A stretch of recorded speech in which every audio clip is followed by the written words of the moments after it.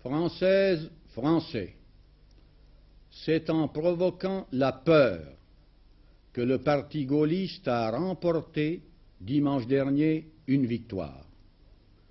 Comme il continue à jouer sur la confusion et le mensonge, je tiens à rappeler que le Parti communiste n'a jamais rien eu de commun avec les groupes soi-disant révolutionnaires dont nous avons dénoncé les méthodes dès le début.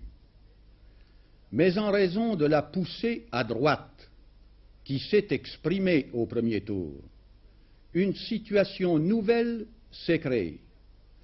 Personne ne peut plus raisonner le 30 juin comme il a raisonné le 23. Si la poussée à droite était confirmée, alors le parti gaulliste appliquerait sa politique rétrograde sans contrôle et sans contrepoids, avec un Parlement entièrement à sa dévotion et appuyé sur les forces réactionnaires. Il ferait ce qu'il voudrait. Il serait le maître absolu. Pour parer à un tel danger, il n'est qu'un seul moyen, c'est que les électeurs votent plus nombreux qu'au premier tour pour les candidats de la gauche. Si les candidats uniques de la gauche gagnent des voix, alors au Parlement, le contrôle et l'équilibre deviendront plus effectifs. L'Assemblée nationale ne sera plus d'une seule couleur, elle ne sera pas livrée sans résistance aux entreprises réactionnaires et antisociales. Au premier tour, le Parti gaulliste a obtenu 3% des voix en plus que l'ensemble des forces de gauche. Celles-ci atteignent 41% des suffrages, dont plus de 20% pour le Parti communiste.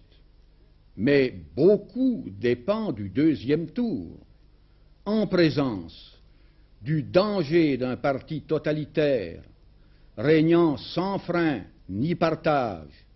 Il importe que les républicains, y compris ceux qui se sont abstenus, se ressaisissent. Dans un grand sursaut démocratique, les travailleurs, les petites gens, tous les hommes à qui la liberté est chère peuvent et doivent assurer avec discipline le succès des candidats des partis de gauche. C'est la seule façon d'éviter que les avantages récemment acquis par les travailleurs ne leur soient repris par le grand patronat et le gouvernement à l'aide de moyens obliques comme la hausse des prix.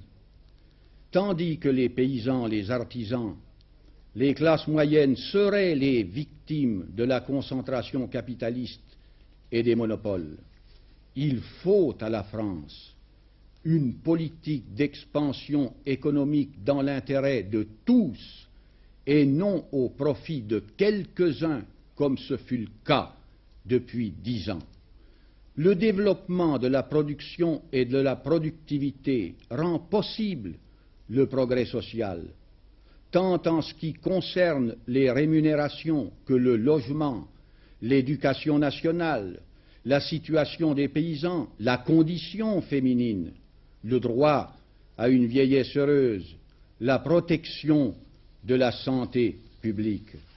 De grands changements sont nécessaires pour réaliser les aspirations de la jeunesse française, Français.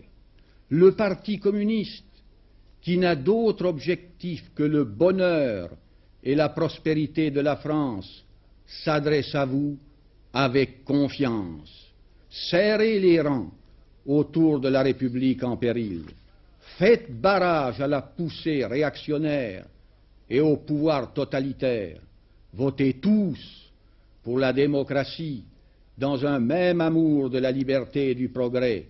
Votez tous pour les candidats uniques de la gauche.